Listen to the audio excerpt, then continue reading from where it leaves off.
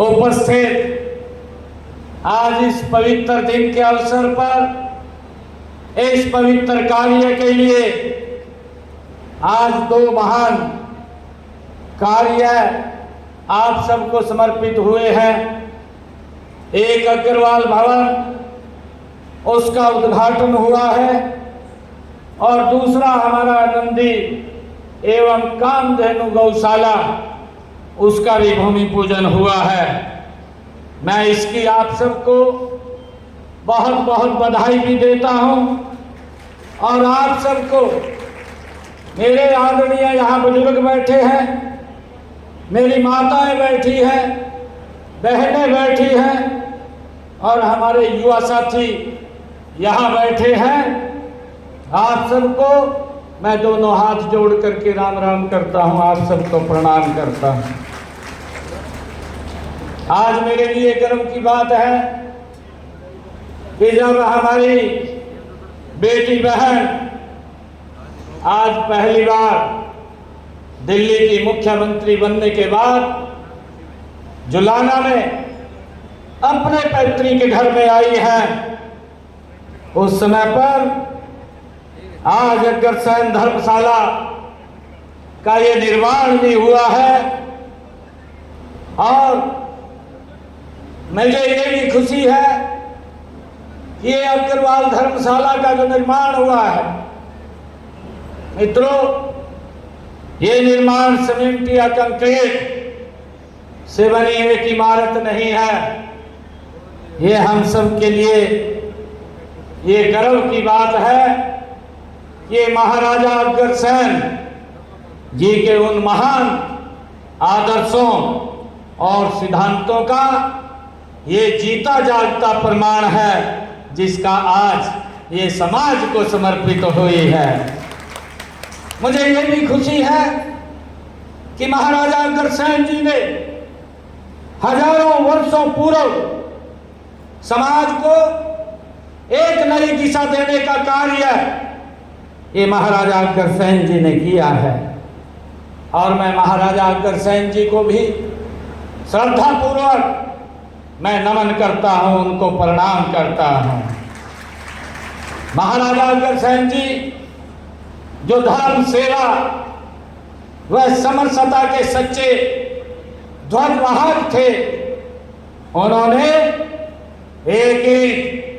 एक रुपया का जो सिद्धांत दिया था वह समाजवाद और सामाजिक समरसता का दुनिया का सबसे पहला और सफल सूत्र देने का काम ये महाराजा अग्रसेन जी ने दिया है।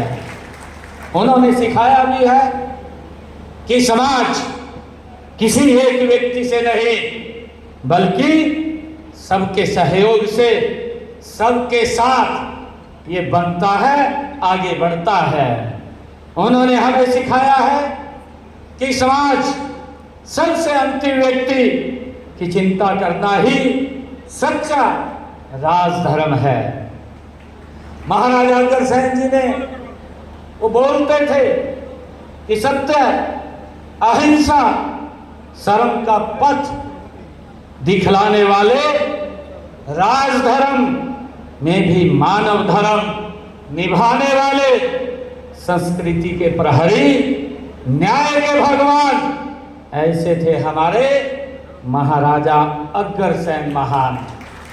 मुझे ये भी खुशी है कि मुझे ये देख करके अत्यंत प्रसन्नता हो रही है कि जुलाना के इस अग्रवाल समाज के लोगों ने मिलकर के महाराजा अग्रसेन के उन्हीं सपनों को इस धर्मशाला के रूप में साकार करने का काम ये किया है। मैं इसके लिए आप सबको बहुत बहुत बधाई और शुभकामनाएं देता हूँ।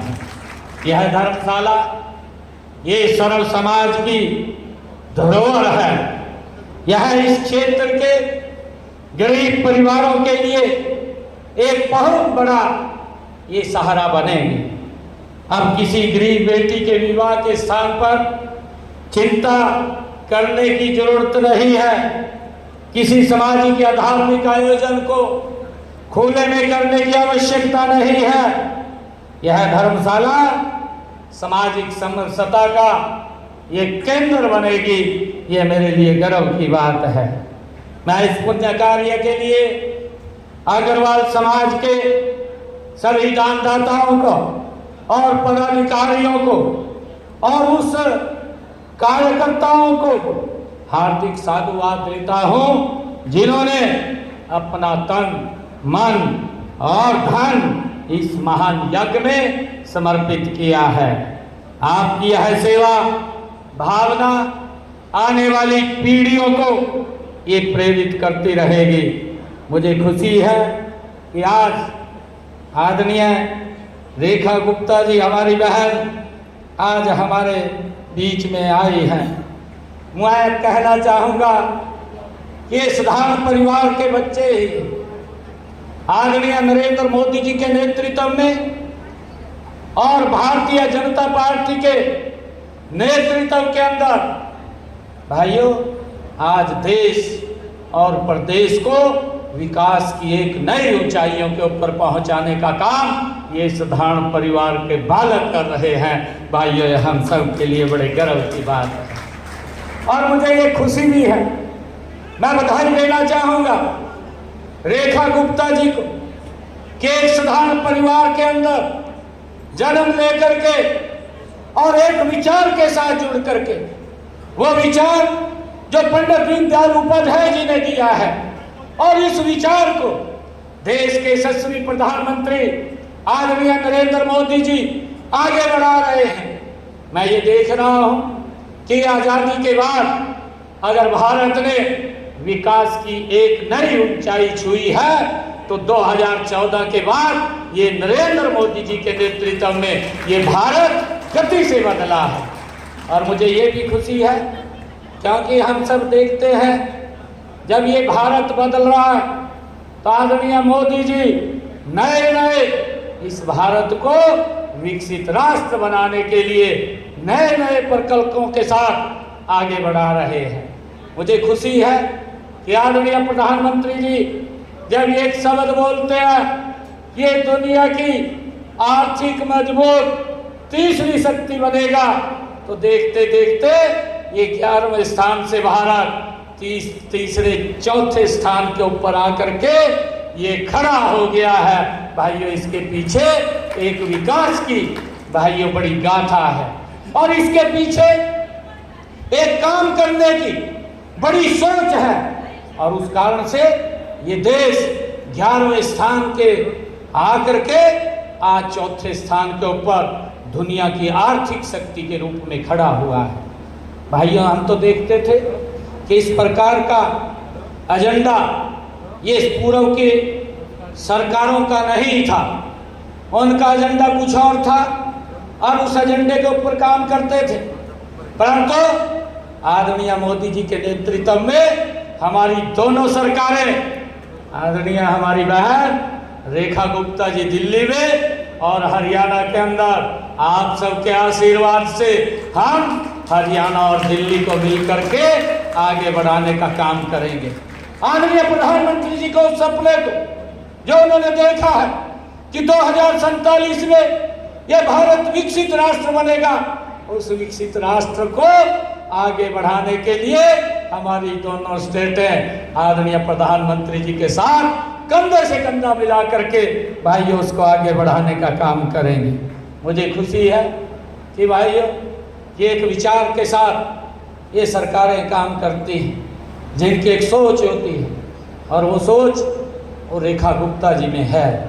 भाइयों, इनका पूरा जीवन राष्ट्र को समर्पित रहा है और राष्ट्र के लिए इन्होंने लगातार चाहे एबीवीपी के अंदर रह करके काम किया है और चाहे संगठन के अंदर रह करके इन्होंने देश हित में और उस विचार को आगे बढ़ाने का काम किया है।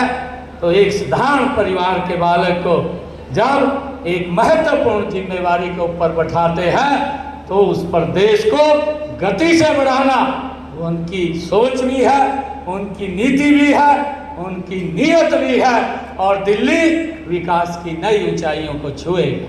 मैं आज रेखा जी को बहुत बहुत बधाई देता हूँ, उनको शुभकामनाएं देता हूँ। उनका आज जन्मदिन है, उस जन्मदिन की मैं भी स्वयं बहन रेखा जी को बहुत बहुत बधाई और शुभकामनाएं देता हूँ।